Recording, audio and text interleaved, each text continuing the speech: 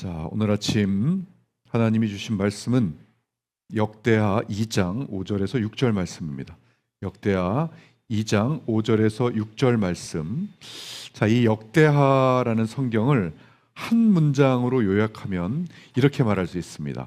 한 문장으로 하나님을 경외할 때 흥하고 하나님을 버렸을 때 망한 남유다의 역사 이야기, 이렇게 얘기할 수 있습니다. 자, 그 선봉 대장이 누굽니까? 네, 다윗의 아들 솔로몬입니다. 자, 오늘 2장은 하나님을 경외할 때 흥했던 이야기입니다.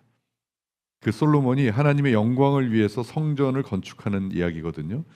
예, 이 성전 건축의 꿈은 처음에 누가 꿨습니까? 예, 다윗이 꿨죠.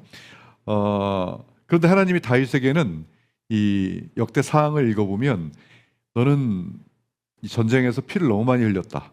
그래서 성전 건축을 허락하지 않는다. 그런 말씀이 나옵니다. 그래서 오늘 이 아들인 솔로몬이 이 성전 건축을 하는데요. 자, 오늘 본문은 이 성전 건축을 하는 솔로몬의 마음 태도, 마음 자세를 나타낸 말씀입니다. 자, 어떤 마음 자세로 이 솔로몬이 성전 건축을 계획하고 있는지 다 같이 한번 읽어보겠습니다. 자, 시작. 내가 건축하고자 하는 성전은 크니 우리 하나님은 모든 신들보다 크심이라. 누가 능히 하나님을 위하여 성전을 건축하리요. 하늘과 하늘들의 하늘이라도 주를 용납하지 못하겠거든. 내가 누구이기에 어찌 능히 그를 위하여 성전을 건축하리요. 그 앞에 분향하려 할 따름이니이다. 아멘. 자, 이 말씀을 중심으로 지혜롭게 삽시다 라는 제목으로 오늘 말씀을 나누겠습니다. 자, 먼저 말씀 해석부터 보겠는데요. 내가 건축하고자 하는 성전은 크니 우리 하나님은 모든 신들보다 크심이라 라고 고백하고 있습니다. 그 어떤 신들보다 크신 하나님을 지금 송축하고 있고요. 자, 그 다음 누가 능히 하나님을 위하여 성전을 건축하리요. 자신이 지금 성전 건축을 계획하고 있으면서 도대체 누가 건축할까? 이렇게 표현하는 것은 이 하나님의 워낙 그러니까 너무 크신 분이다 보니까 이 하나님이 감당이 안 되는 것이죠. 이 솔로몬이 그런 마음을 지금 표현하고 있는 겁니다. 하늘과 하늘들의 하늘이라도 주를 용납하지 못하겠다. 이 히브리적 표현에 뭐뭐들의 뭐뭐라고 얘기하는 것은 최상급의 표현입니다. 그래서 하늘들의 하늘이라도 주를 용납하지 못하겠다 하는 것은 이 세상 그 어떤 거라도 하나님을 감당하지 못한다 할 정도로 하나님의 위대함을 지금 표현하고 있는 겁니다. 그러면서 나는 그 앞에 분향하려 할 따름이다. 한마디로 내가 지금 성전 건축하는 것은 하나님, 제가 이 집 지어드릴 테니까 여기서 사세요. 이렇게 얘기하는 것이 아니라 어떻게 제가 감히 하나님이 사시는 집을 제가 건축할 수 있겠습니까? 저는 그냥 이 성전 건축해놓고 여기서 예배 드리려고 합니다. 이렇게 지금 이야기하고 있는 거예요. 완전 겸손 모드죠. 예. 이게 쭉 유지됐으면 좋으련만, 예. 아직 안 변했습니다. 아직 안 변했으니까 오늘은 좋은 얘기만 하겠습니다. 자, 오늘 역대하 이야기가 이 지혜하면 솔로몬, 그렇죠? 지혜의 왕 솔로몬의 얘기만큼 오늘 설교 제목이 지혜롭게 삽시다입니다. 여러분들도 느끼시겠지만 정말 요즘 가면 갈수록 지혜가 필요한 시기인 것 같습니다. 워낙 사탄들의 공격과 방해가 정말 많은 사람들의 마음속에 장애물들을 쌓아놓는 것 같아요. 그래서 이 지혜 없이는 대적을 하기가 너무 어렵습니다. 그래서 지혜가 간절하게 필요해요. 그런데 하나님이 최고로 지혜를 가지고 사는 방법을 우리에게 알려주셨거든요. 그런데 그걸 잘 모르는 건지 아는데도 그 방법이 아닌 다른 방법으로 지혜롭지 못하게 지혜를 구하는 것 같아요. 그래서 이미 최고의 지혜를 구하는 방법은 이미 답이 나와 있습니다. 하나님 말씀으로 답이 나와 있습니다. 자, 잠언 9장 10절 말씀 같이 읽어보겠습니다. 자, 시작. 여호와를 경외하는 것이 지혜의 근본이요 거룩한 자를 아는 것이 명철이니라. 아멘. 하나님을 아는 것이 최고의 명철이라고 이렇게 나와 있습니다. 명철은 통찰력, 분별력 있는 지혜를 명철이라고 합니다. 그래서 하나님을 알아야 됩니다. 하나님이 어떤 분이신지. 자, 오늘 본문을 보면 하늘의 하늘들의 하늘이라도 주를 용납하지 못한다. 이런 엄청난 능력을 가지고 있는 하나님을 표현하는데요. 맞습니다. 하나님이 가지신 여러 가지 능력을 표현하는 단어가 굉장히 많아요. 자, 극과 극으로 한번 표현해 보겠습니다. 하나님을 시간과 공간에 제한되지 않으시는 분, 그걸 초월성이라고 하죠. 그래서 알파와 오메가, 시작과 끝, 모든 것입니다. 모든 이 세상 어떤 것도 하나님을 대변할 수 없고 그 이상 초월하고 있는 분이다 라고 하는 이 특성이 초월성이라고 합니다. 반대로 가장 작은 우리의 마음 속에 성령님으로 내재하고 계시는 그런 분이에요. 극과 극이죠. 가장 큰 분이시면서 가장 작은 우리에게도 계시는, 이 하나님을 알면 알수록 우리의 인간의 언어로는 이 표현하기가 너무나 어려워 한계를 느낍니다. 자, 그런데요, 여러 가지 이 하나님의 특성이 있지만 우리가 오늘 가장 제대로 알아야 할 부분에 대해서 오늘 함께 나누려고 합니다. 그것은 하나님은 바로 인격적인 분이라는 거예요. 아마 많이 들어보셨을 거예요. 하나님은 인격적인 분이다. 지정의를 가지신 분이다. 자, 오늘 이 부분이 어떠한 것인지, 왜 인격적이라고 하며 또 얼마나 인격적이신지, 그리고 그것이 무엇을 의미하는지 오늘 알아보겠습니다. 먼저 인격적이라는 의미부터 알아야 됩니다. 이거 정말 중요하거든요. 왜냐하면 이 부분부터 사람들이 무시하고 그냥 넘어가는 경향이 있는 것 같아요. 인격적이라는 뜻은 쉽게 얘기하면 이겁니다. 우리가 인간관계에서 느끼는 감정을 하나님이 그대로 느끼신다는 거예요. 아니, 너무 하나님을 대단하게만 보시니까, 이 무조건적인 사랑의 하나님으로만 보시니까 이 하나님이 느끼실 수 있는 감정을 너무 그냥 지나쳐 버리는 것 같아요. 지정의, 말 그대로 지성과 감정과 의지를 전부 다 가지고 계셔서 이 모든 감정을 다 느끼신다는 거예요. 더 세밀한 감정까지도 그걸 느끼신다는 거예요. 그래서 하나님을 아는 것이 지혜라고 했잖아요. 그래서 하나님의 관계, 우리와 하나님의 관계에도 지혜가 필요한 겁니다. 자, 오늘 하나님이 어떤 것을 가지고 계시는지 말씀으로 한번 알아보겠습니다. 먼저 지적인 분입니다. 하나님은 알고 생각하고 계획하시는 지성을 가지고 계신 분이에요. 자, 시편 보면 그 지혜가 무궁하시도다. 지혜를 가지고 계시고요. 또 사도행전 보면 또 마음을 아시는 하나님이 우리에게와 같이 그들에게도 성령을 주어 증언하게 하신다. 우리의 마음을 알고 계십니다. 우리의 마음을 아신다는 것은 우리와 같은 지성을 가지고 계신다는 거예요. 물론 우리보다 비교할 수 없는 지성을 가지고 계시지만 우리가 갖고 있는 그 지성의 색깔 그대로를 하나님도 가지고 계신다는 거예요. 자, 그리고 두 번째, 하나님은 정서적인 분이시다. 하나님은 사랑하시고 기뻐하시고 분노하시고 근심하시는 분이시다. 자, 이 정도시면요, 더 세밀한 감정을 더 느끼고 계신다는 것은 예를 들어 서운해도 하시고 민망해도 하시고 당황해도 하시고 모든 그런 감정을 다 느끼실 수 있는 분이라는 거예요. 그러니까 여러분, 가장 섬세한 감정이 뭡니까? 사랑이에요. 사랑. 그러니까 하나님이 사랑의 대명사 아닙니까?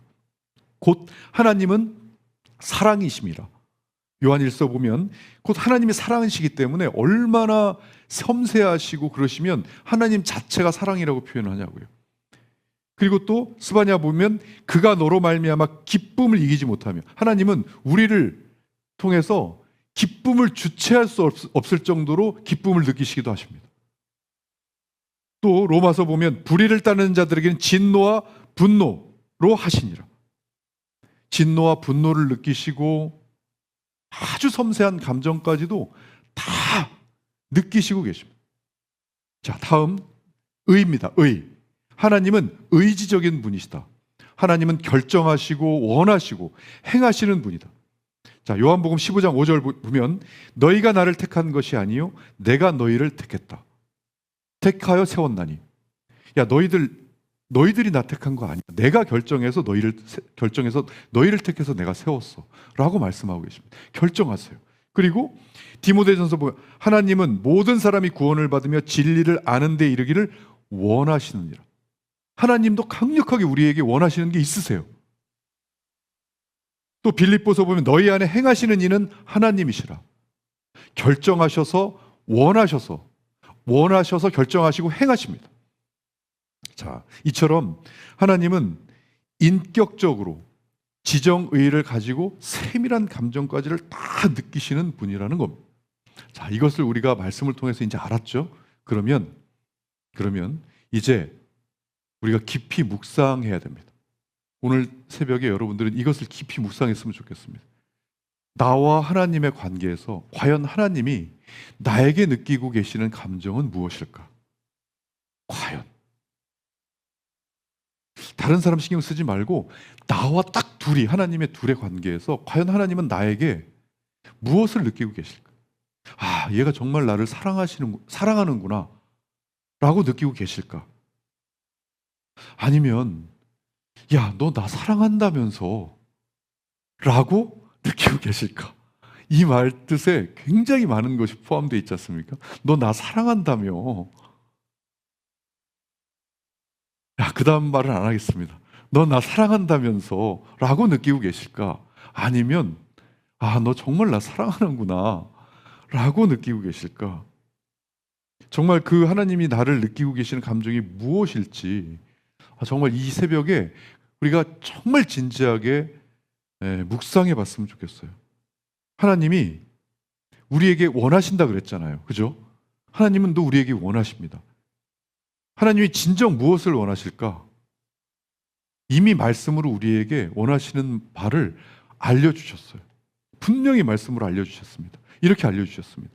자, 요한일서 4장 8절 말씀은 같이 한번 읽어보겠습니다. 시작. 사랑하지 아니하는 자는 하나님을 알지 못하나니 이는 하나님은 사랑이심이라. 아멘. 하나님이 우리에게 원하시는 것은 사랑입니다. 너 나랑 사랑하는 관계가 되자는 거예요. 일방통행 말고 쌍방통행으로 사랑하자는 겁니다.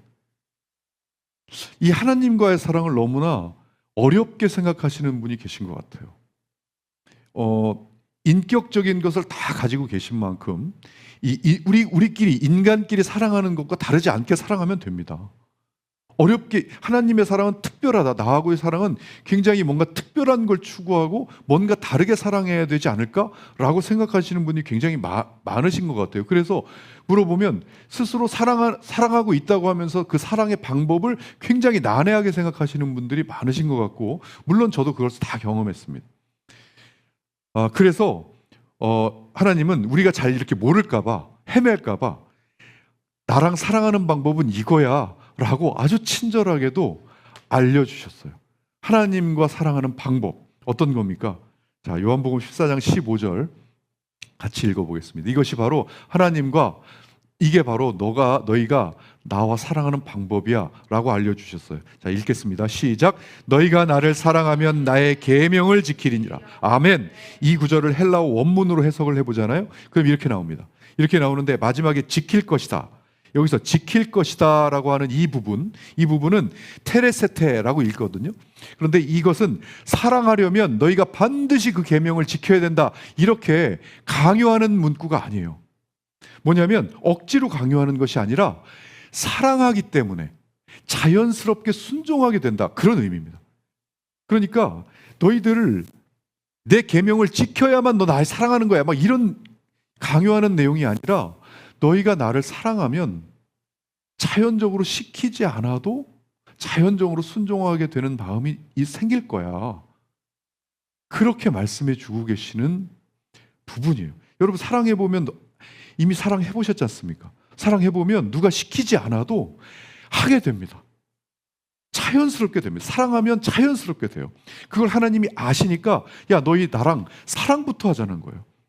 사랑하면 다 해결이 되는데, 여러분, 일, 사역, 하나님 일, 봉사 다 귀합니다. 엄청 귀하죠.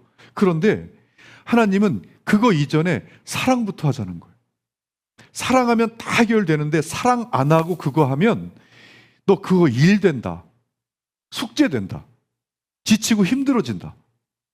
봉사하고 사역하는 일 얼마나 귀합니까? 하지만 그게 하나님과 사랑이 이루어지면 하지 말라고 해도 자연스럽게 즐겁게 될 텐데, 그것이 아니라 뭔가 내가 일을 함으로써 하나님께 뭘 한다라고 그런 생각을 가지는 순간에 그거 계속되면 그 일이 됩니다. 봉사가 되고요, 숙제가 돼서 마음이 힘들어질 수 있다는 걸 하나님이 너무 잘 아시는 거예요. 그러니까 야, 나부터 사랑부터 하고 나서 그거 해라.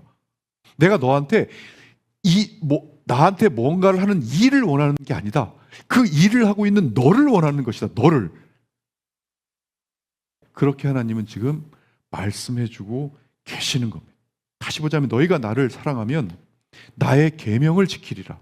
이 계명이 뭡니까? 예, 말씀이에요. 이 말씀은 너희가 날 사랑하려면 어떻게 해라? 말씀을 어떻게 하면 사랑할 수 있습니까? 그러면 예, 맞습니다. 어떻게 해라? Eat Bible every day. Eat to be. 매일 말씀을 먹어라. Eat to be 모르시는 분들, 처음 들으시는 분들은 그저께 주일 설교, 우리 교회 유튜브 들어가셔서 주일 설교 보시면 Eat to be가 뭔지 나옵니다. 매일 말씀 먹기 운동입니다. 말씀을 그냥 지나치는 것이 아니라 말씀을 먹어야 내 안에 들어가야 그 힘이 있고 사랑하게 된다. 사랑하게 되면 지혜를 얻어서 신앙이 자라나게 되고, 또 그렇게 됐을 때 우리가 신앙이 자라서 하나님을 느끼고 하나님과 사랑하게 될 때 인생에서 가장 큰 축복과 이 행복을 느낄 수 있게 된다. 그것이 우리를 향하신 하나님의 뜻이다라는 것을 하나님이 오늘 새벽에 이렇게 말씀하고 계시는 겁니다. 자, 주일 설교 때 다시 나온 것을 반복하자면, 이 장로교의 창시자 존 칼빈은 양들이 자라는 유일한 양식은 하나님의 말씀이다. 우리가 자랄 수 있는 유일한 양식은 이 하나님의 말씀입니다. 그래서 우리는 하나님의 말씀을 매일 먹어야 됩니다. 자, 우리 말씀 먹는 이투비 운동을 통해서 하나님의 말씀을 먹고 주님이 원하시는 그리스도의 장성한 분량까지 성장해서 주님이 주시는 은혜와 축복을 풍성하게 누리는 저와 우리 모두가 되기를 주님의 이름으로 축원합니다.